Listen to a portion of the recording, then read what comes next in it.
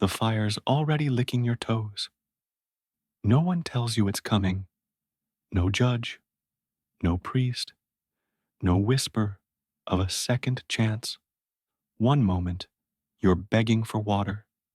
The next, you're the reason the whole town smells like burnt pigskin. You shouldn't have looked up. You really shouldn't have made eye contact. But you did. And now, well, you're tied to a stake, barefoot, knees shaking, as the crowd gathers like it's a puppet show. Except the only strings here are the ropes around your wrists, and you're about to be the finale. They call it justice, or deterrence, or divine punishment. But really, it's Tuesday. Let's back up. You were at the market, minding your own business. Well, mostly. You saw a nobleman's wife drop an apple. A small thing, a round red apple, like something from a children's rhyme. You bent to pick it up. A kind gesture, maybe. Or maybe you just hadn't eaten in 2 days. But your eyes, oh, those cursed eyes, landed on the wrong man. He was a local lord, or maybe just someone rich enough to pretend. His robes screamed, taxes you didn't pay, and his face looked like it had never felt wind. You didn't mean to meet his gaze, but you did. 2 seconds, 3, maybe, and just like that, your fate was sealed. You didn't bow. You didn't look down fast enough. You forgot your place. And in a world where forgetting your place is worse than murder, you might as well have spat on the church bell. They dragged you by your shirt. The fabric ripped somewhere near your shoulder, but no one cared. The baker looked away. The woman who sold eggs, she hid behind her stall. Even your cousin turned around like he'd never seen you. Because once someone important wants you gone, the rest of the world forgets your name. The trial wasn't a trial, just a man with bad breath reading Latin you didn't understand, pointing fingers, while you stood there, barefoot and broken, smelling like fear. You said you were sorry. You said you meant no harm. But medieval mercy is more myth than medicine. They didn't beat you. Oh no, that would have been effort. They just decided to burn you, publicly, at noon, right in the square where children played with sticks and dogs fought over bones. They tied you to a post that still had char marks from the last example. The air reeked of smoke and sweat and someone's old cabbage stew. Your hands were tied so tight, your fingers went white. You tried to scream. You tried to pray. But your throat was dry. And honestly, who were you praying to? The same God who let this circus happen weekly? Someone tossed a torch. You heard it hiss as it kissed the straw. And then, heat. You don't die right away. That's the myth. The real horror is how long it takes. Your skin doesn't catch instantly. It blisters. It screams before you do. You smell your own hair curling, turning to ash, and the crowd covers their noses. Not out of pity, just discomfort. A child laughs. A mother hushes him. A drunk throws a stone. And through the rising smoke, you wonder what your life was worth. A loaf of bread, a stolen glance, one nobleman's pride. It's hard to say. See, back then, fire wasn't just for warmth or food. It was the law, the judge, the jury, the final word. Fire made sure no one else made your mistake. Fire taught lessons in screaming, smoking paragraphs. They say Rome used torches like you to light their parties. That's not just poetry. It's policy.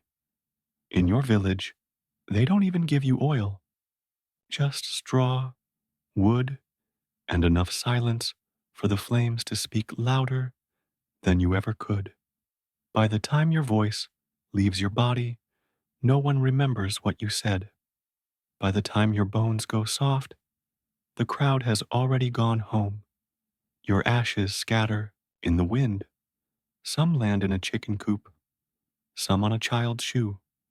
Maybe a piece gets caught in someone's soup pot. History has no neat endings. A week later, someone else looks at the wrong man. Not long after that, they'll need a new steak. And the world keeps spinning, not because it's just, not because it learns, but because that's what it's always done. Sleep tight. You're humming, just humming. That's all. Not screaming, not cursing, not shouting blasphemy into a cathedral. Just humming, maybe a little too cheerfully, maybe in the wrong key, maybe while the priest was mid-sermon. But in medieval Europe, that's enough. And now, you're waist deep in a hole, the kind they usually dig for pigs, or potatoes, or people who dared to smile at the wrong moment. Dirt clings to your fingernails. You're not digging, you're just standing there. The digging was done for you by people with shovels and bad breath and a love for public order. The sky above you is gray, not dramatic gray, just tired, the kind of sky that doesn't care who lives or dies. And on the edge of the pit, judges, not real judges, just men with hats, too big for their heads, and scrolls that say, let's not make a scene. Let's just make an example. You want to laugh? You do. Because even you know, this is ridiculous. You were walking home. The market had nothing left, so you sang. Maybe a verse of something your mother taught you. Maybe something about the harvest, or a cow that refused to give milk. Whatever it was, it echoed, and echoing is dangerous. In a world where silence meant safety, your joy sounded like rebellion. Let's back up. It wasn't just the song, it was how you sang it. Loud, proud, like you hadn't been crushed yet by taxes or disease or 3 years of failed wheat. Like someone who still believed life was worth a tune. The priest didn't like that, because the priest believed only he could sing in public, and only in Latin, and only in that slow, watery voice that made everyone want to confess and nap at the same time. So he raised his hand, and the guards listened. You were dragged.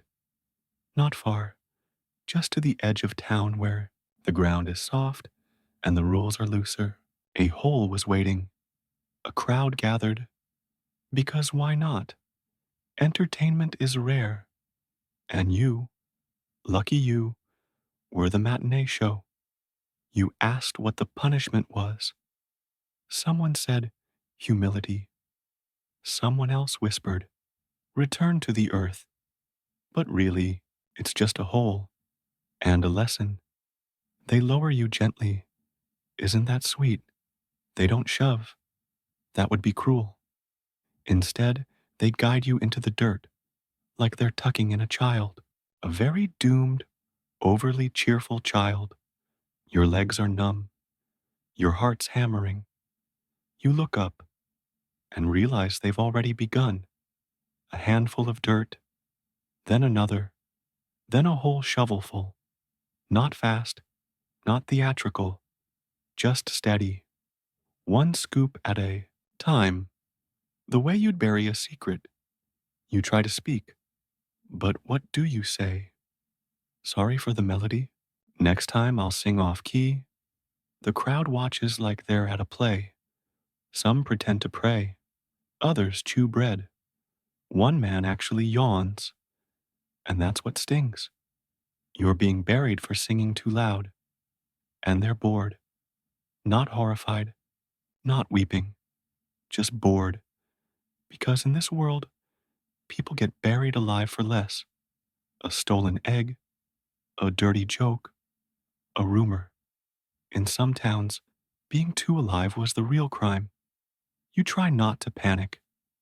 You try to focus on your feet, your toes, still moving, but the earth is climbing. Knees, thighs, hips. It's cold. It clings.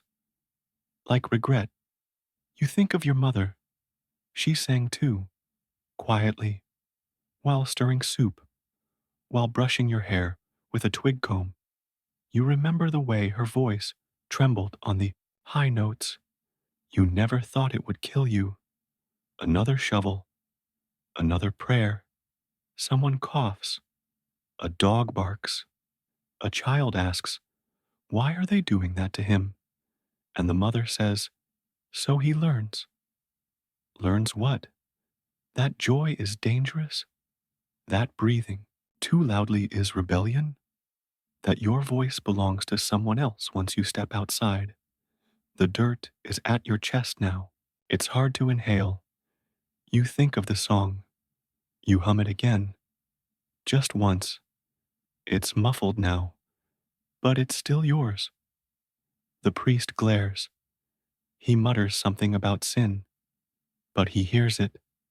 The last note, the one that says, "You didn't win." By the time the earth reaches your neck, no one's watching anymore. They've moved on. There's bread to bake, hens to chase, just a half-covered head in the ground. Nothing new, but under that soil, a song lingers, a quiet defiance, a whisper in the dirt. You weren't famous, or rich, or powerful, but for one moment you sang, and maybe, just maybe, someone heard, even if the world tried to bury the proof.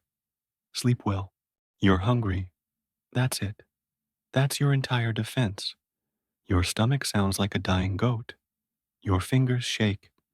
You haven't chewed real food in 3 days, unless you count boiled weeds, or chewing on your own sleeve. And then you see it. Loaf of bread, cracked crust, burnt edges, probably yesterday's batch, maybe even the day before. But it's there, sitting on a cart like a golden miracle, glowing beneath soot and flies. So you take it, not dramatically, not with a sword or a curse. You just grab it, slip it into your coat, and walk like it was yours, like you deserved to eat. And you do. You do deserve to eat. But that's not how the law sees it, because in medieval times, justice isn't about fairness. It's about reminding everyone else not to be you. They catch you 3 steps later. A boy saw, or a dog barked, or maybe God himself whispered to the baker. Doesn't matter. Within minutes, they've grabbed your arm like you murdered a bishop, and by nightfall, you're nailed to wood. Yep, for bread. Let's back up. See, stealing bread isn't just a crime, it's a statement, a threat, a reminder that the system is cracked, and someone's belly dared to say so out loud. In this village, you don't steal, you starve, quietly, with dignity, preferably in a corner where no one has to see it. But you took action. You chose survival. And survival makes people nervous. So now you're being crucified. Yes, that crucified. Arms out, legs tied or nailed.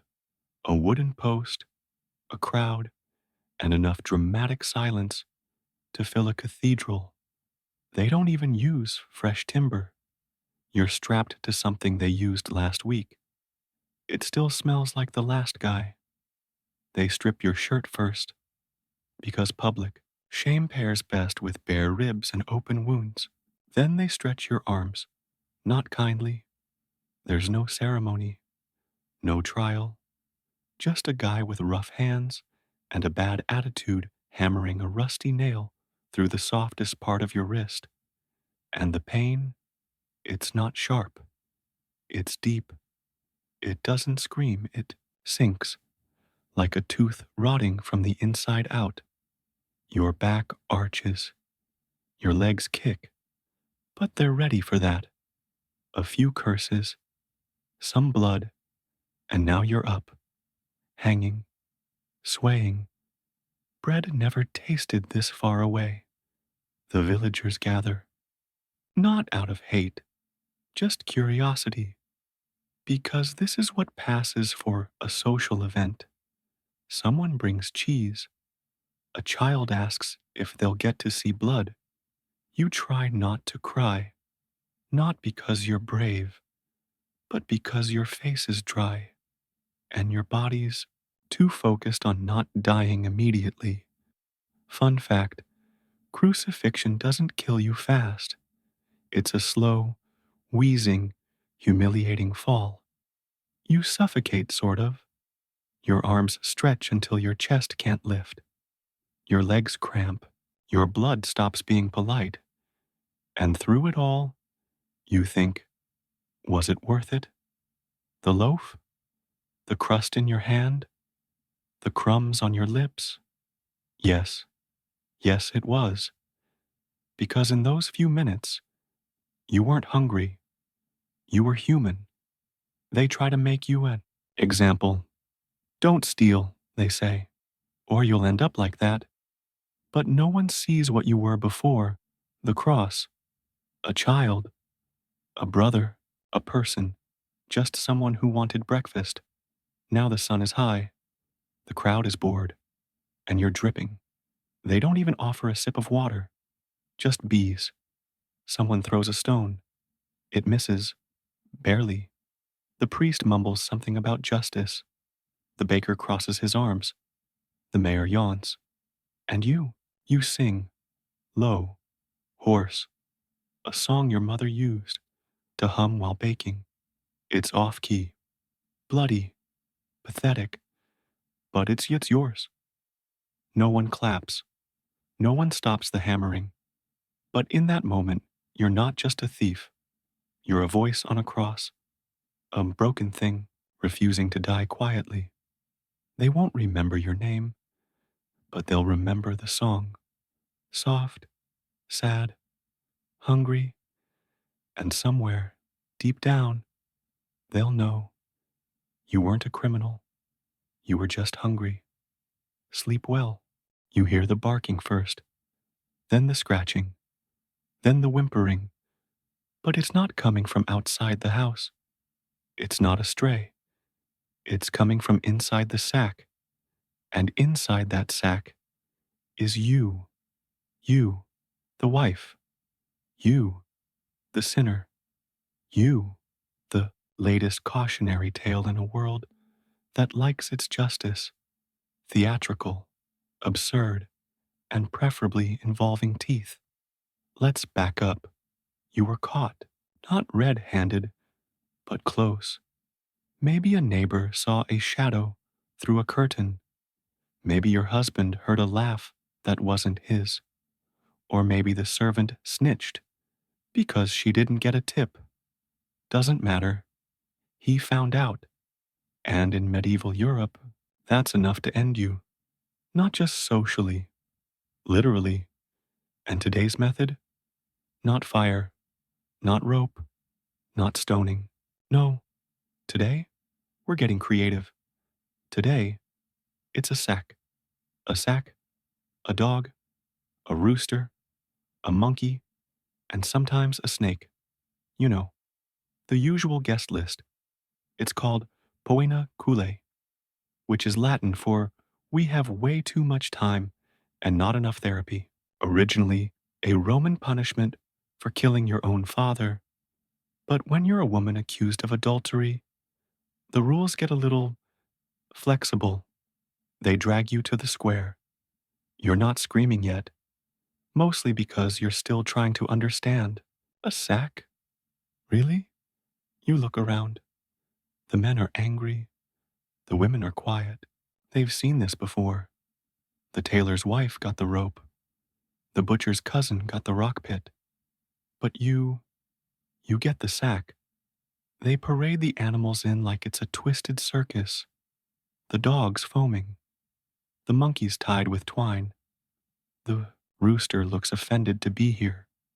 And you? You're still hoping this is a bad dream. It's not. They push you in first. Feet first. Arms tied. You hit the bottom with a thud. It smells like mold, fear, and feathers. Then comes the rooster, angry, flapping, beak first.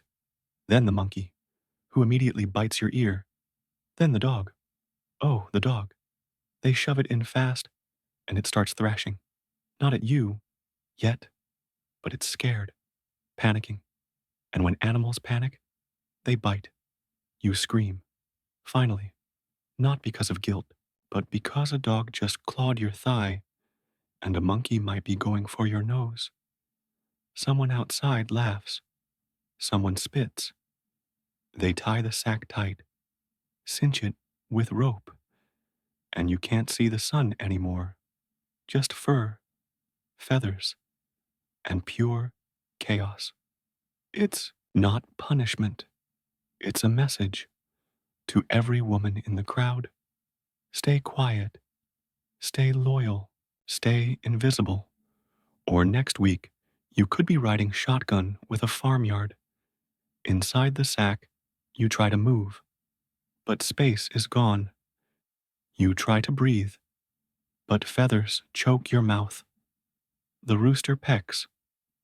The monkey shrieks. The dog growls.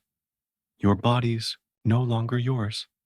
It's a battlefield, a tomb, and soon a wait.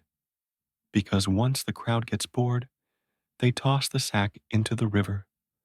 No goodbye, no last words, just a splash. Somewhere under the water, the monkey drowns first, then the rooster, then the dog, and you? You last just long enough to think. This is how they see you, not as a person, but as a warning, a lesson wrapped in fur and rope and fear. They'll tell the story for years, how a wife betrayed her husband and ended up clawed, choked, and swallowed by the river. But they'll leave out the part where she was human, where maybe she was lonely, or scared, or just tired. They'll turn her into a tale. But in that sack, for one terrifying moment, she was still alive, still fighting. And no matter how deep the water went, she didn't go quietly. Sleep well. The problem wasn't politics, or crime, or treason. The problem was breakfast, because the emperor didn't like his figs this morning. They were too soft, or too ripe, or too figgy. And now you're kneeling on cold stone, wondering how a piece of fruit led to your head on the line. Let's back up. You're not a rebel. You're not a spy. You're not even interesting. You're just a guy who worked in the palace. Maybe a servant. Maybe a poet. Maybe one of those poor souls whose job was to fluff pillows and pretend every royal opinion was brilliant. And yesterday, you were fine. The emperor smiled at you, called you charming, laughed at your joke about the astrologer's bald spot. But that was yesterday. Today, he woke up with a headache and a grudge. And when emperors get headaches, people die. It starts small, a grunt, a sigh, a goblet thrown at the wall, then a long, dramatic pause, and suddenly someone says, "Should we execute someone?" not because it's necessary, just because it's tradition, keeps the fear fresh.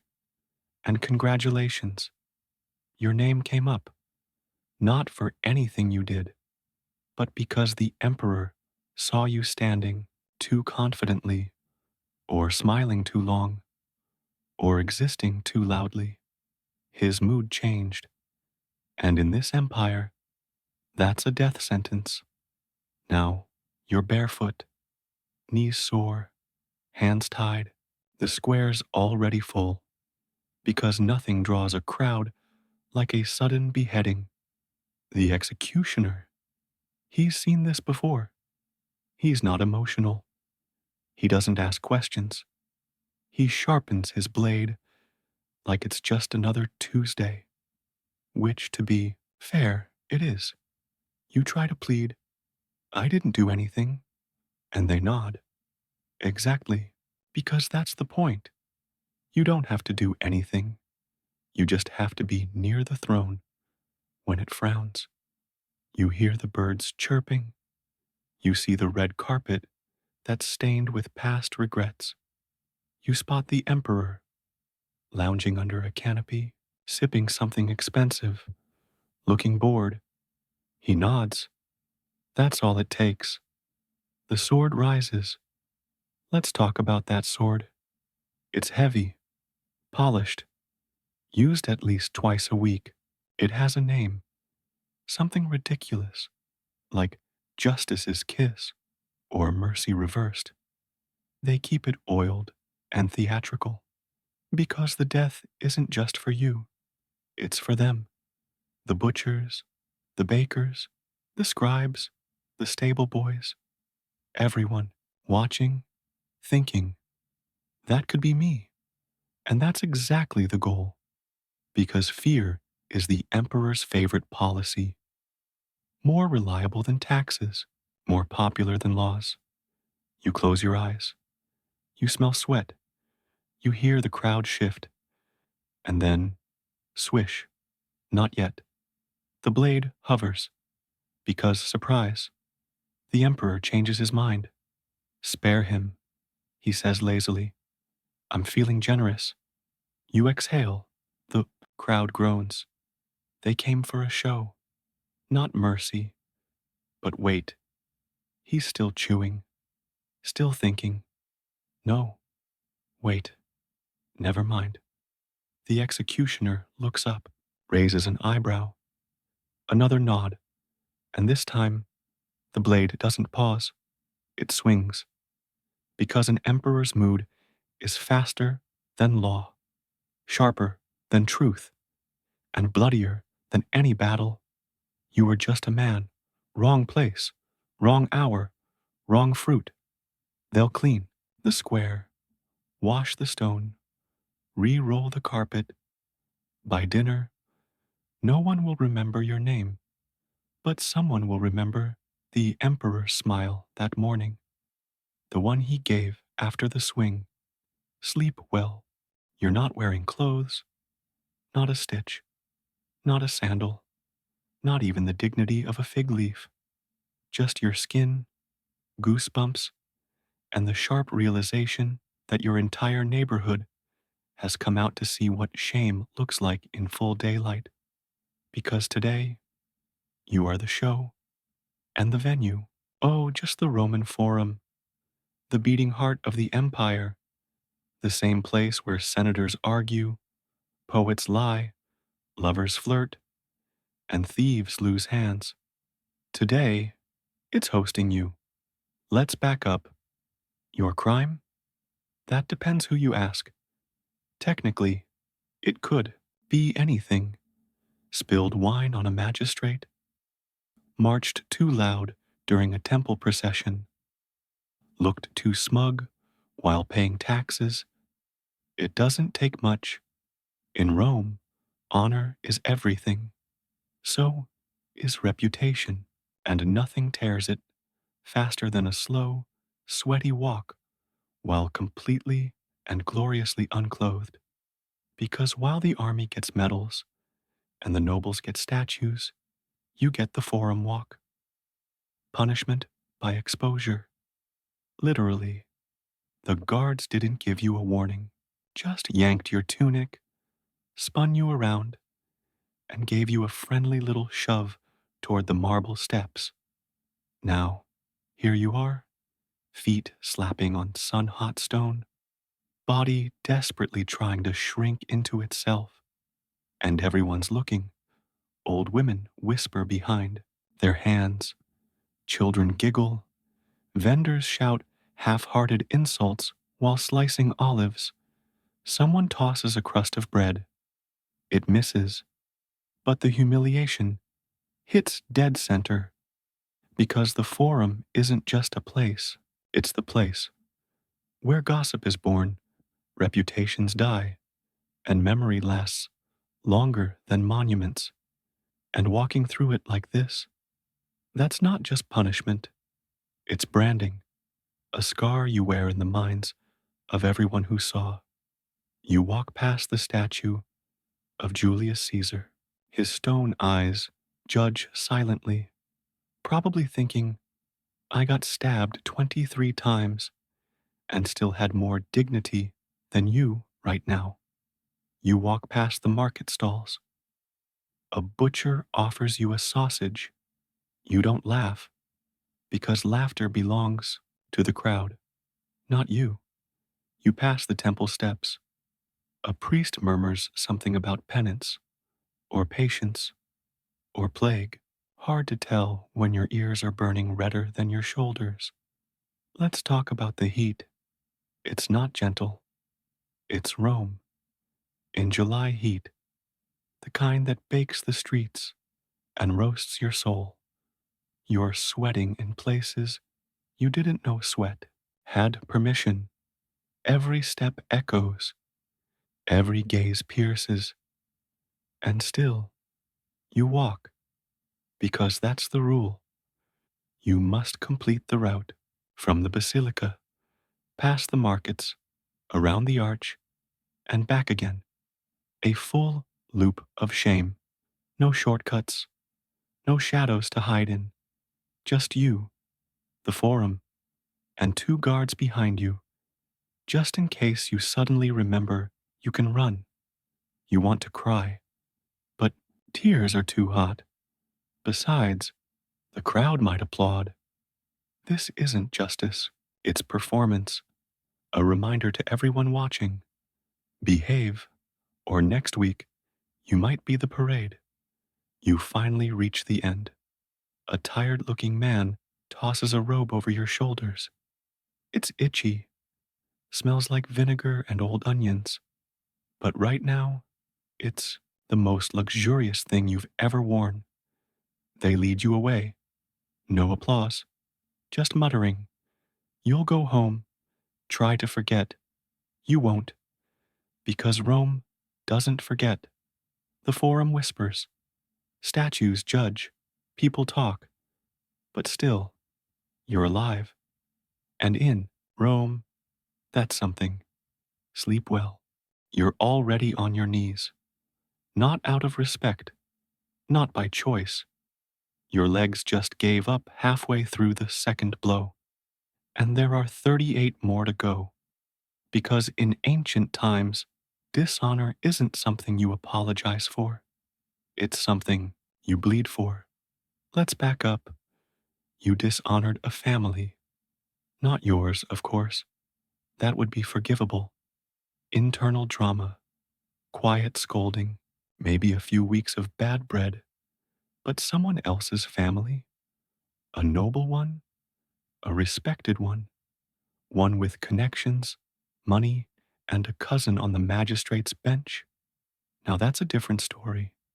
Maybe you insulted the wrong daughter. Maybe you forgot your place in a conversation. Or maybe, just maybe, you looked at someone the wrong way in a bathhouse. It doesn't matter now, because now you're shirtless, tied to a pole, and the man behind you is holding a whip with lead balls sewn into the leather. That's not discipline, that's architecture, designed for collapse. The first lash cracks your spine like a thunderclap. It doesn't slice, it crushes. You gasp, not like in the stories. There's no defiance, no stoic silence, just the pathetic, high pitched breath of someone realizing skin is more fragile than they thought. The crowd watches, as always. People love a punishment they don't have to suffer. Children peek from behind carts. Old men nod like justice is being served with olives and wine. Women whisper about who you were before you were this. Let's talk about that whip. It's called a scourge, which already sounds bad. It's leather, about 4 straps long, but each strap has little pockets, and inside each pocket, a piece of lead. So when it hits you, it doesn't just sting, it thuds like a hammer inside a slap. Your muscles tear, your back bubbles. You don't bleed yet. That comes after the third or fourth, because the lead softens the skin first, turns it into ripe fruit. Then the whip opens it like a bad harvest. By the fifth strike, your knees give in. The guards yank you back up, because honor can't be restored if you faint halfway through. This punishment doesn't kill you. That would be merciful. It just leaves you changed, scarred, reduced. Because in Roman society, shame must be loud. If a fine is too quiet, a whipping will speak volumes, especially one with weight. They didn't always use lead. Sometimes it was bone or bronze, whatever was heavy, sharp, and available. You taste iron in your mouth, not because you're bleeding there, just because your body is starting to lose track of where the pain is coming from. Somewhere, someone says, this will teach him. But no one says what, because it was never about teaching. It was about watching, watching you fall, watching you break, watching shame drip from your back like red ink across a scroll. You lose count after 12. Your ears ring, your arms shake, your breath comes in gasps. You're still alive. That's the bad part. You're supposed to get 40 lashes minus 1, a strange bit of mercy baked into a ritual of ruin. 39, a sacred number, not because it saves you, just because it spares the executioner from feeling too cruel. By the end, you're not standing, you're not kneeling, you're slumped, not quite human, not quite gone. The crowd disperses. Someone throws you a cloth, not to cover you, just to end the spectacle. They won't stitch your wounds. That's your problem. But the lead-filled whip, that goes back on the rack, cleaned, oiled, ready for next time. Because in a world where honor is everything, pain becomes the punctuation. And today, you were the sentence. Sleep well. You don't know it yet, but you're about to lose your nose.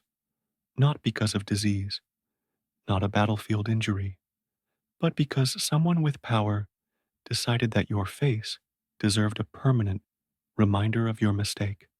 Let's back up. You said the wrong thing, or maybe you kissed the wrong person, or maybe you just had the misfortune of being born a woman with an opinion. In medieval justice, the details don't matter. What matters is symbolism, and nothing screams shame louder than a face missing its centerpiece. You're hauled to the square, or the courtyard, or the dusty back corner of some castle that smells like mold and boiled cabbage. Your arms are bound. Your head is yanked back, and someone says, bring the blade. That's when your stomach flips. Because this isn't a quick execution, it's a message written across your face, a warning you'll carry until the day you die, or until an infection does the job for you. The blade? It's not surgical, it's not clean, it's not sharp enough for what it's about to do, but it is fast and unapologetic. 1 second, you're whole. The next, there's a hole. A scream follows. Maybe yours, maybe the crowd's, maybe the sound of someone vomiting in the corner, because nose cutting isn't subtle, it's brutal, gory, and exactly the point. In Byzantium, it was practically government policy. You wanted to humiliate a political rival without technically killing them? Easy. Slice off the nose, disfigure them, send them home. Let the public do the rest. They even had a term for it, rhinocopia. Sounds like a trendy new drink. But no, it's just a polite word for facial amputation. Sometimes they used it on women accused of adultery, or men who slandered a bishop, or anyone who got a little too loud. Because shame, in those times, wasn't just emotional, it was architectural, built right into your face. You'd try to cover it, wrap it in cloth, pretend it was a war wound, but everyone would know. You'd walk through the market, and children would stare. Old women would whisper. People would cross themselves as you passed, not because you were dangerous, but because you were a reminder that the law didn't always kill. Sometimes it just removed a piece here, a part there, a nose today, a hand tomorrow, to mark the boundary between what's tolerated and what must be seen.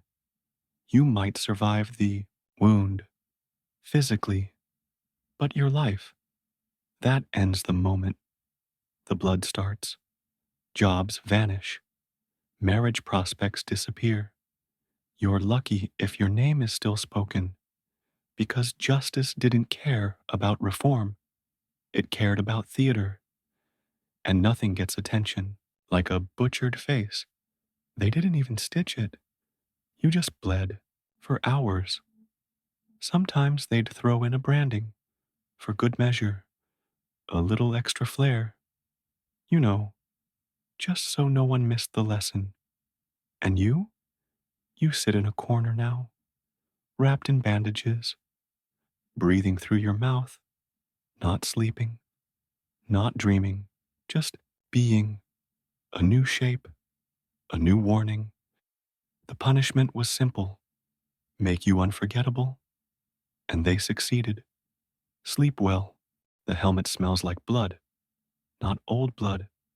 Fresh, still warm, still sticky, and you're pretty sure it isn't yours. Not yet, anyway. You're standing in sand, the kind that soaks up noise and dignity in equal parts. Around you, 30,000 people are cheering, or shouting, or placing bets on whether you'll scream first or just fold silently like a badly built chair. You? You're just a baker, or a beggar, or someone who once said something snarky near the wrong senator. And now, you're a gladiator for a day, whether you want to be or not. Let's back up. Rome loves a show.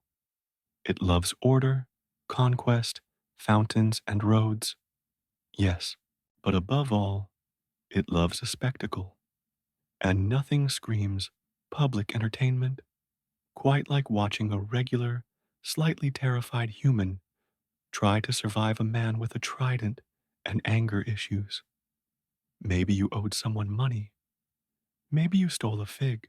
Maybe you just looked too available when the guards were collecting bodies for today's event.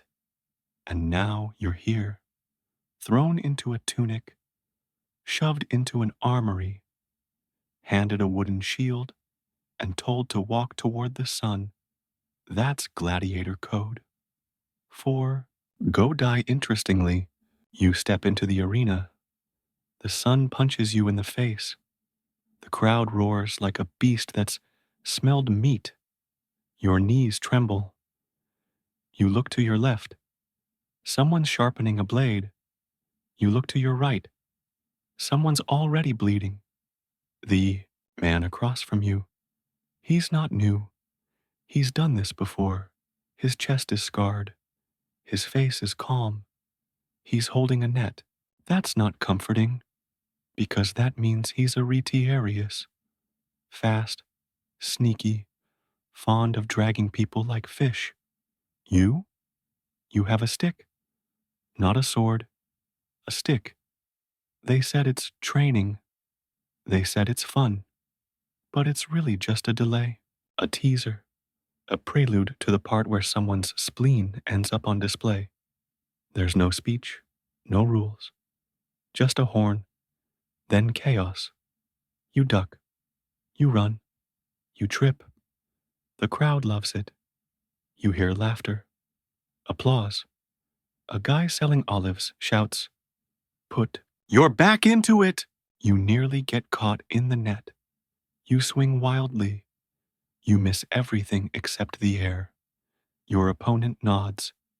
Not respectfully, just bored. Because to him, you're not a fight. You're a warm-up.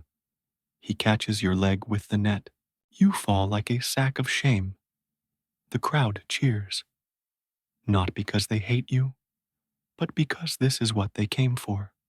Fear, flailing, a reminder that life is short and weird and sometimes ends in front of a popcorn stand. Someone throws you a rock. Not to help, just tradition. You hear the emperor's voice. Well, finish him or don't, and that's the mercy. Because maybe, just maybe, you'll be spared. If the crowd finds you funny enough, or pathetic enough, or poetic enough. You look up. You're crying. You're bleeding. You're not even sure where your stick went. The retiarius raises his trident and stops. He shrugs, spins around, walks away. The crowd boos, but the emperor waves his hand. Fine, he says. Next, they drag you out, back into the tunnels, into the dark, into the place where fake heroes become real injuries. You're not dead. You're just used. And tomorrow, back to bread, or sweeping, or praying. Your name doesn't show up on the next volunteer list. Because in Rome, survival isn't always a reward. Sometimes it's just another chance to die later. Sleep well. You only had one piece of charcoal, one tiny stub, barely big enough to write a word. But you did. Just a little joke. Something about the governor's hair, or his mother, or maybe both. A quick sketch. A stick figure with a lopsided toga and a very unfortunate nose. You laughed, quietly, slipped away before anyone saw. And now you're in chains, walking barefoot across sun-baked stone toward a gate that smells like meat and fear. Because in ancient Rome, vandalism doesn't get you a fine. It gets you fed to the lions. Let's back up. You didn't mean it seriously. You weren't a rebel. You weren't leading a movement. You weren't trying to spark an uprising. You were bored, underpaid, hungry, and tired of listening to fat men in gold rings complain about taxes they don't even pay. So you found a wall, a clean patch, right near the baths, and you scribbled something stupid. Maybe, Lucius can't read, but sure loves speeches. Or Governor Flavius smells like goat cheese. Or maybe just a badly drawn phallus. The Romans loved those. But this one? This one insulted the wrong person. Turns out the governor doesn't like jokes, especially ones where his nose looks like a turnip. So, now you're here. The arena, the lions, the crowd. No trial, just entertainment. Because to the people in the stands, you're not a vandal. You're the opening act, the warm up before the real blood starts. The sand under your feet is soft, not comforting, just absorbent. The gates creak. Somewhere in the dark, something growls. Low, long, hungry. You think, all this for a doodle? But the guards don't care. The emperor doesn't care. The lions definitely don't care. The crowd cheers. A kid points. Someone waves a flag. Because graffiti wasn't just vandalism, it was defiance. And Rome didn't tolerate defiance, especially when it made people laugh. Laughter is dangerous. It spreads. It questions. It peels back power like paint. So Rome answered with teeth. The gate opens, and out comes justice. On 4 legs, 600 pounds, and with very sharp opinions about satire. The lion sees you. You freeze. The crowd goes silent. Not out of respect, just anticipation. Your last thought? Maybe something petty. Like, it was a good drawing. And it was. So good. They're feeding you to a national symbol. Because in Rome, stone is sacred. And sarcasm? Sarcasm gets you eaten. Sleep well. The worst part isn't the knife. It's the waiting. You're tied to a wooden bench in a room that smells like garlic, old wine, and fear so thick you could bottle it. Across from you, a man with a blade, sharpening it, slowly, deliberately, like he's about to carve ham, not history. And somewhere upstairs, a senator is sipping watered wine, pretending he's not the reason your mouth is about to become decorative. Let's back up. You weren't being brave. You weren't even being noble. You just spoke. Maybe a passing comment. Maybe a whispered truth. Maybe you told someone, quietly, that the senator's grain shipments were fake, or that his nephew didn't die in battle, but in bed with someone else's wife. It doesn't matter, because the senator heard, and in ancient Rome, that's enough. Not enough for trial, not enough for prison, just enough for silence. Permanent silence. So now you're here. Mouth dry, arms numb, legs shaking like you've danced too long and won no prize. A guard stands near the door. He's not watching you, just waiting for the scream, because the Romans were precise when it came to symbolic punishment. Stole something? Lose a hand? Lied? Branding? Spoke against power? The tongue. Because words, in Rome, could kill reputations, could start riots, could challenge men who thought they were the Republic. So Rome fought back, with blades, not just to hurt you, but to send a message. You see, removing a tongue isn't just painful, it's poetic. They don't knock you out. They don't numb you. They tilt your head back, pry your mouth open with a metal clamp, and get to work. The knife goes under. There's pressure. Then the most sickening, wet sound you've ever heard. Like tearing cloth soaked in meat. Your scream is half formed. Your blood is not. It hits your chest first. then the floor, then the sandals of the man holding the blade. He doesn't flinch. He's done this before. He holds it up, your tongue still twitching, still trying to say something. Too late. They put it on a silver plate, literally, an actual platter. Sometimes they even send it to the senator as a gift, wrapped like fruit. Proof the message was received, loud and clear. Irony, huh? All that truth, now drowned in blood. You fall sideways. Your head throbs. You try to cry, but tears can't say what pain used to. The crowd won't hear your story. No one will read your words. But your absence, that'll speak volumes. Because when people stop talking, others start wondering why. And Rome knows that. So they don't just take your voice, they put it on display to remind everyone power doesn't fear swords, it fears truth with a tongue. Sleep well.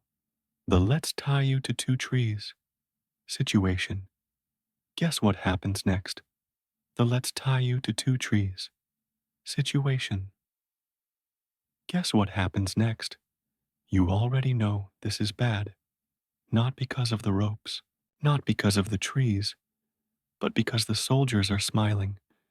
That kind of smile only shows up when the punishment isn't just cruel, it's creative.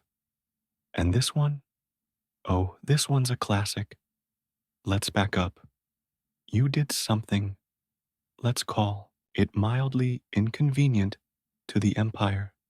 Maybe you deserted. Maybe you snuck a love letter past a border checkpoint.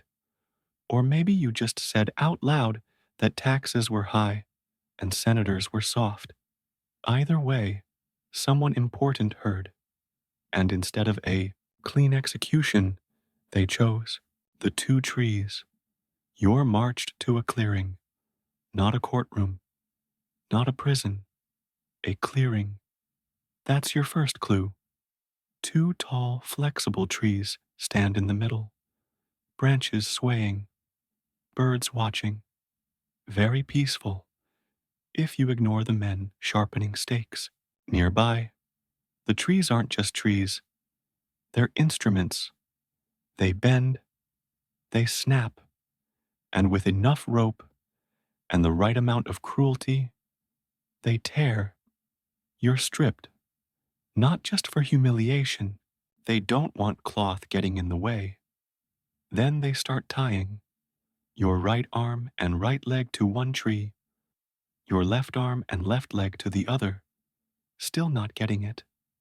The trees are bent inward, held down with ropes like massive bows pulled tight. And you're the string. The guards double check the knots. A few villagers gather. Word gets around fast when someone's about to become a biology lesson. You try to speak, beg, scream, but they're already backing away. A man with a short beard and zero soul raises his hand, and on cue, they cut the holding ropes. The trees explode upward, instantly, violently, like slingshots that have been holding their breath.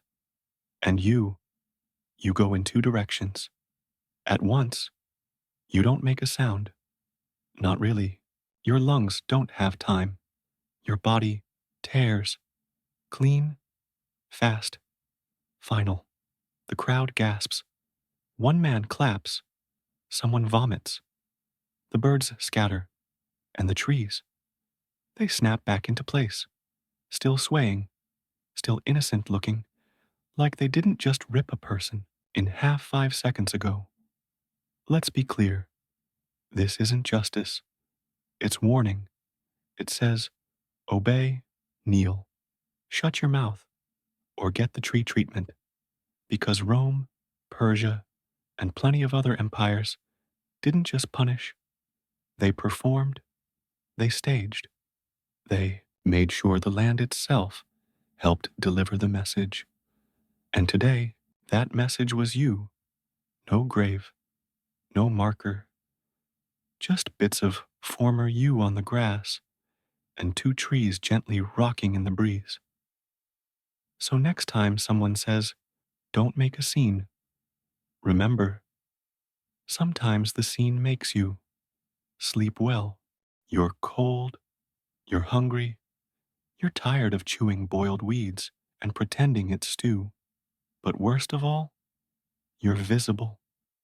And in medieval times, being visibly poor wasn't just unfortunate, it was practically illegal. Let's back up. You didn't steal anything. You didn't stab anyone. You didn't say the king had bad hair. You just existed with no shoes, with patched clothes, with a face that said, I haven't seen meat in a year. And that was enough, because in those days, poverty wasn't seen as a condition. It was seen as a moral failure. You must have done something wrong. God must be punishing you. Or maybe you're just lazy. That's how the officials see it anyway. So when they catch you, sleeping in a doorway, or begging near a market, or just standing too long near someone important, they drag you away, not to feed you, not to help, to punish you for being poor. They call it vagrancy, loitering, disturbing the peace. But really, it's just existing without wealth. If you're lucky, they fine you. If you're less lucky, they beat you. And if you're really lucky, they brand you right on the forehead. So everyone knows you're poor on purpose. You're not allowed to wander, not allowed to beg, not allowed to look sad where rich people can see it. You can be poor, sure, just do it quietly, preferably in a ditch, out of sight. Let's talk about the laws.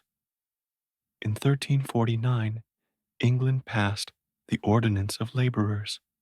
It basically said, if you're poor and not working, you're illegal, even if there's no work, even if you're sick, even if every farm for miles has shut down.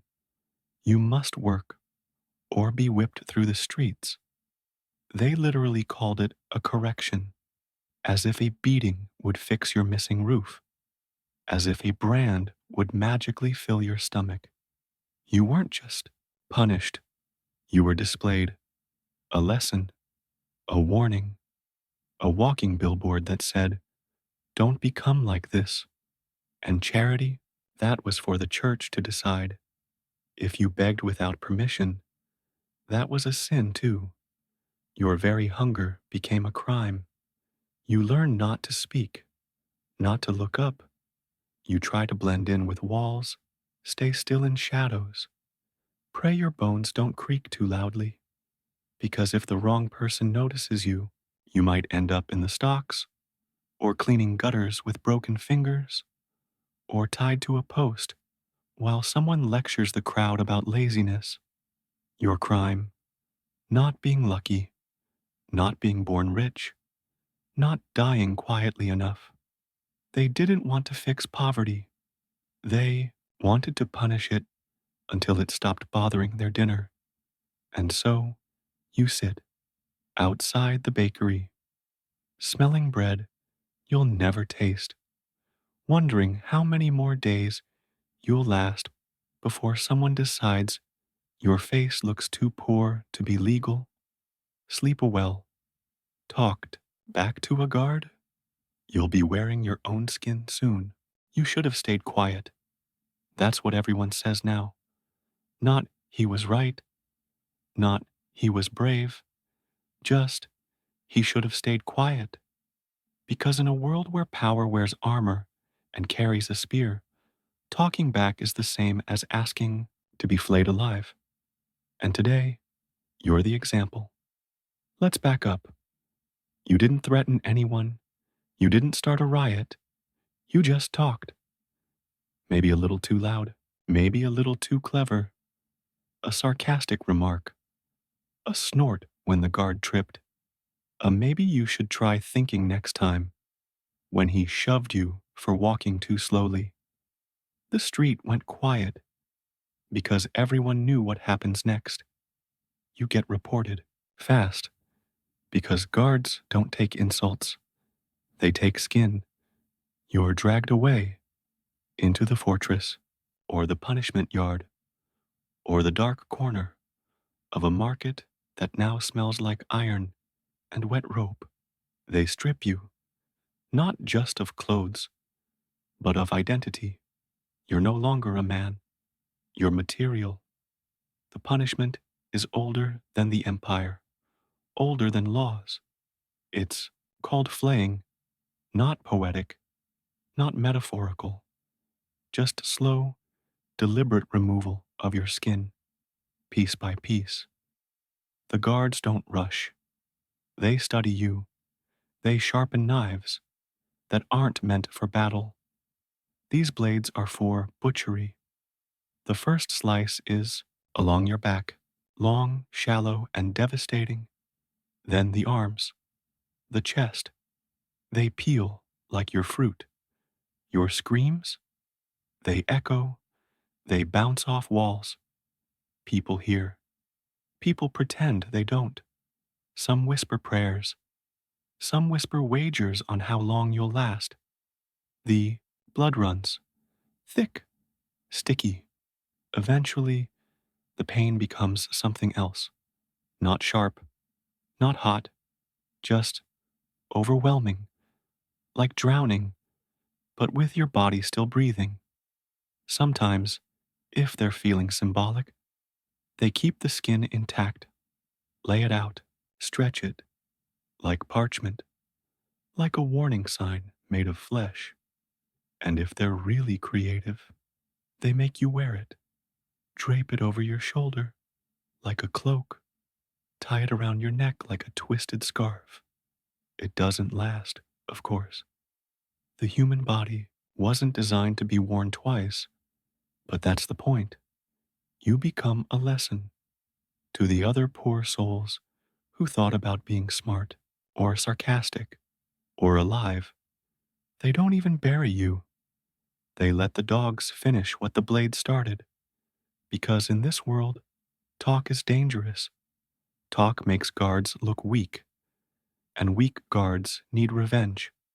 So next time someone says, just shut up and keep walking, you remember your voice might be clever, but it's not worth your skin. Sleep well. They asked if you were guilty. You said no. They blinked, wrote something down. That was your trial. 3 words, 1 nod, 0 defense. Then came the fun part.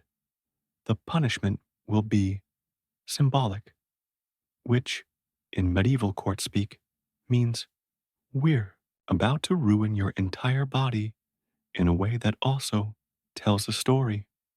Let's back up. You spilled wine on a relic, or you spoke while a noble was talking, or you existed too loudly near someone whose cousin knew a bishop. Doesn't matter. You were called to court. The room was dark, cold, decorated like a church, but operated like a circus. You stood there, barefoot, underfed, clearly overwhelmed. They read your name wrong, mispronounced your village, didn't ask if you could read, just looked at you like, this shouldn't take long. And it didn't, because the punishment wasn't about you. It was about them, their power, their imagination, their need to make pain look like performance. So they got creative, no hanging, too dull, no flogging, overdone. Instead, they picked something unique, something that says, we could have just broken your bones. But where's the art in that? Maybe they decided to sew your lips shut so you could never lie again, or branded your eyelids So even your blinking was a confession.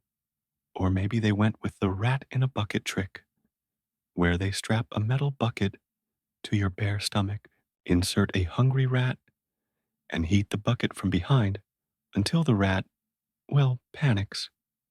Surprisingly creative, very Roman, very interpretive justice.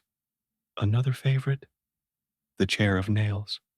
You sit, you bleed, you can't move, but hey, you're still technically alive. Or maybe they made you walk with shoes made of burning straw. Every step a lesson, they say. Your crime wasn't important. Your punishment was, because it was designed to be talked about, whispered through taverns, retold around campfires. That poor soul? Yeah, they made him carry his own severed fingers in a pouch, said it was reconciliation. That's how medieval justice worked. Not to rehabilitate, not even to kill efficiently, but to create conversation, to turn your pain into poetry, a little theater, a little theology, a little torture, all rolled into one unforgettable sentence. You limped home, if you were lucky enough to have a home, half human, half legend. People wouldn't meet your eye, but they'd say your name in caution, in awe, in warning, because when punishment becomes creative, fear becomes viral. So next time they call it justice, check for props, and maybe pack a bucket. Sleep well. You counted your coins twice, even shaved the edges of a few. Thought maybe if you hid the better ones in a sack of moldy grain, no one would notice. They noticed, and now you're being escorted to what looks, at first glance, like a throne. Fancy, right? Until you realize it's made of iron, bolted to the ground, and surrounded by a stack of dry wood. The flaming chair. Let's back up. You didn't kill anyone. You didn't poison a well or curse a bishop. You just didn't pay taxes or paid less than they thought you should or claimed your goat died when it didn't. Or maybe you just made eye contact with the wrong collector while holding a suspiciously new loaf of bread. In medieval towns, tax evasion wasn't a white collar crime. It was theft from the crown. And the crown had a flair for overreaction. So now, you're shirtless, tied to a chair that gets hot, just sitting there. They bring out the torches. The crowd gathers. Of course, because nothing says civic engagement like barbecue justice. Let's talk about this chair. It's called the Iron Chair, or the Burning Throne, or, in one cheerful village record, the Seat of Regret. It's not instantly deadly. That would be too merciful. It's designed to cook you slowly. The metal is thick. The fire starts beneath. They don't want flames. They want heat. So your skin doesn't just burn. It simmers. It peels. It blisters. And all while you're sitting upright, like a statue carved out of agony. They might chain your arms to the rests, might nail your legs down, might wedge a hot poker behind your back just for good posture. Because if you're going to burn, they want you posed for it. The taxman stands nearby. He's smug, polishing his ledger, pretending this is just routine accounting, which, in a way, it is. Every flaming chair is a message. Pay what you owe, or pay with your flesh. The townspeople cheer when the smoke rises, not out of cruelty, out of relief. Because it's not them today. You scream, of course, at first, but then the pain becomes something beyond sound. Your body convulses, the metal jars, your bones. By the end, you don't even look human, more like a bad lesson baked onto a throne. They'll leave you there a while. Let the next few tax dodgers take a good look. Want a discount? Someone will joke. Sure, one seat over there's always available. Eventually, someone will scrape off what's left. The chair gets reused, because in medieval economics, the chair always wins. And you? You go down in history as a cautionary tale with excellent posture.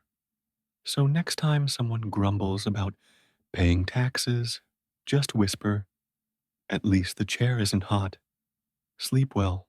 You're standing in line, not for food, not for pay, for execution.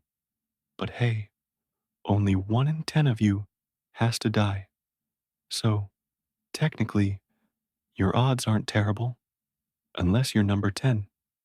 Let's back up. Your unit made a mistake. Maybe you retreated in battle. Maybe someone fell asleep on watch. Maybe you ran out of discipline, morale, or luck. And the Roman army, oh, they don't do leniency. They do decimation, from the Latin decem, meaning 10. It sounds mathematical, efficient, like something out of a dusty scroll. But here's what it really means. You line up, 10 at a time, one of you dies, chosen by lot, not by guilt, not by who failed, just a chance. You and your fellow soldiers, exhausted, starving, half bandaged from yesterday's battle, stand shoulder to shoulder. They hand you pebbles, 9 white, 1 black. Your hand closes around one. It feels cold, heavy. You open your palm, white. Your knees nearly give out in relief. But 3 soldiers down, he's holding black. They grab him. No trial, no protest. The punishment must be carried out by his own comrades. That's the twist. The Roman army didn't just execute its own, it made you do it. Your friend, your bunkmate, the guy who shared his wine with you last night. You get handed a club, wooden, worn, designed not to cut, but to crush. You swing, because if you hesitate, you'll be next. Bones snap, screams echo, the dirt drinks everything.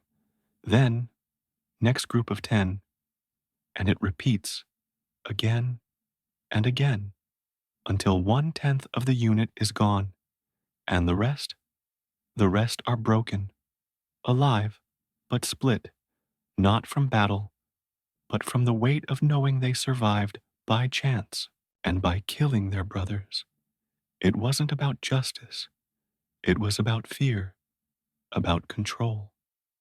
A reminder that Rome didn't need to kill everyone, just enough, enough to keep the others walking in line, marching, obeying. Because once you've drawn the white stone and watched a man die in front of you, you never forget what's at stake. Sleep well. The guard looks at you and smirks. You look tired, he says. You want to reply, maybe laugh, maybe spit, but your mouth is dry, your arms are chained, and you've just been told that you'll be leaving this room in separate pieces, and not metaphorically. Let's back up. You were caught doing something you shouldn't, or maybe something you should have done, but for the wrong people. Stole a nobleman's horse, helped a prisoner escape, insulted a king's mistress with too much accuracy. Doesn't matter. What matters is that someone important decided you needed to disappear, but not quietly. Oh no, this punishment comes with sound effects, because dismemberment wasn't just about death, It was about presentation. First, they chain you down, arms and legs, each limb tied to a post, or if they're feeling theatrical, to four strong horses. You are lying on your back, staring at the ceiling, counting how many wooden beams there are above your head, because it's easier than thinking about what's about to happen below your neck. The room smells like metal and blood and history, because this kind of thing doesn't happen once. It happens every time they need a reminder. The tools vary. Some use axes, some use swords, some prefer saws. Slow, horrible, and poetic. Sometimes they don't even finish the job. They just take one arm and say, let that be enough. But today, they're in the mood for the full performance. The executioner checks the blade. It's curved, shiny, not too sharp, because sharp blades are for mercy. This, this is for memory. You start to scream when the first strike lands. It doesn't go cleanly. It takes 2 hits, then 3. Your shoulder cracks. The tendons snap like stretched rope. Your vision goes white, then red. The crowd, yes, of course there's a crowd, leans in. They wince. Some cheer. Some throw up. Your leg is next. They twist it first, like a butcher checking where the joint bends.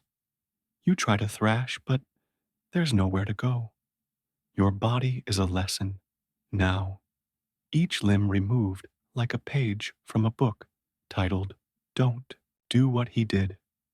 By the end, you're still breathing, which is the worst part, because they want you awake for as long as possible to feel every goodbye. Your body whispers. They lay the pieces near you, neatly, like they're arranging shame. An arm here, a leg there, a head. Later, only once your eyes stop moving. This isn't justice. It's design. Something to talk about at dinner. Something to etch into stone. The body that got too bold, too loud, too tired of obedience. And now, you're just tired. In the bones, in the breath, in the parts you still have left. So when they say, you look tired, they're not wrong. You're tired because your story ends one limb at a time. And the worst part? You still hear the crowd clapping. Sleep well. You're on your knees, hands bound, head tilted just slightly forward. You're hoping it'll be quick, that maybe they'll be merciful. One swing, one slice, darkness. But mercy, you're about to learn, is a modern luxury. And this is the Middle Ages, where executions weren't just punishment, they were theater. Let's back up. You committed some awful, unforgivable crime. Or, realistically, you looked at a nobleman the wrong way. Or you stole a crust of bread. Or your neighbor owed a favor to a bishop who needed someone to blame. Doesn't matter. What matters is that your name's been added to the list. And today's crowd is hungry for entertainment. So forget the clean blade. Forget the silent corner. Your execution will be long, messy, and public, because that's the point. Maybe it's the gallows. You climb the steps, hoping for a snap, but the rope's too long. You drop, feet kicking, eyes bulging. It's not over in seconds. It's a dance of death, and you're the main act. Maybe it's the axe. Sounds faster, right? Wrong. The executioner's drunk, or tired, or just bad at angles. The first swing lands in your shoulder. The second hits bone. By the third, the crowd's cheering like they're at a festival. It takes 5 before your head finally rolls. Maybe it's fire, the stake, the kindling, the last words, drowned by screams. They don't light the flames all at once. That would be wasteful. They start low. They want the heat to rise slowly, inching up your body like a cruel sunrise. You scream. Of course you do. They said fire purifies, but mostly it just prolongs. Or maybe it's something worse. The breaking wheel, where each limb is shattered one at a time with a metal club. They lay you out, tie you down, say a prayer, then crack. An arm, then crack, a leg, and it continues until your body is pulp and your breath is whimpering through broken ribs. Then, and only then, they finish you. But even that takes time, because your suffering isn't a side effect, it's the goal. Justice isn't served, it's displayed. Every scream is a warning, every gasp is applause. They want the crowd to remember that crime has consequences, that disobedience has echoes, that the body can be broken spectacularly. You are not a person anymore. You're a story, and it's being told with fire, rope, blade, and blood. So no, there are no quick executions in this century, only slow conclusions and long, painful lessons. Sleep well. They untie your hands. That's the first sign something's wrong, because usually they don't untie people who are supposed to be pardoned. They carry them off, wrap them in blankets, offer a crust of bread, maybe even a pat on the head, and, hey, you're lucky. But you? They just untie your hands, then smile, then say, walk, let's back up. You were sentenced to death. Something stupid, probably petty theft, defying a priest, looking slightly too smug while standing near a soldier. You went through the trial, if you can call one man shouting and another scribbling a trial. You were tied, beaten, dragged through the streets, and then, by some miracle, someone said the words, let him go. Gasps, whispers. Someone in the crowd even cheered. You couldn't believe it. A pardon, a second chance. You almost wept. Until now. Now you're being walked. Not to the gates, not to freedom, to the river. The water is moving slow, thick, murky. It smells like dead fish and bad promises. The guards are quiet, too quiet. You ask what's happening. One of them shrugs, another says, final blessing, and you realize this isn't survival. This is Act 2, because in some places, they don't just kill you, they let you hope first. They make the people cheer. They make you believe that maybe, just maybe, you made it, and then they drown you. Not with ceremony, not with poetry, just with rope, rocks, and enough pressure to keep your lungs from doing their job. They wade in with you, calm, practiced. They tie a rock to your waist, push your head under, and hold. You kick. Of course you do. But this isn't about panic. This is about punishment. Delayed because drowning has a special cruelty. It's slow. You feel everything. Your body begging for air. Your brain whispering that maybe you'll float. That maybe they'll let go. They don't. You thrash. Then twitch. Then nothing. Your final thoughts? Not peace. Not family. Just betrayal. because you thought you were safe. You believed them, and that's the part they enjoy most. Not the death, the fake relief, the applause, followed by silence. They drag your body out later, toss it onto the riverbank, let the mud cover your story. And the crowd? They're gone, back to their lives, back to waiting for the next poor soul to get pardoned. So next time they say, "Congratulations," check if you're standing near water. Sleep well.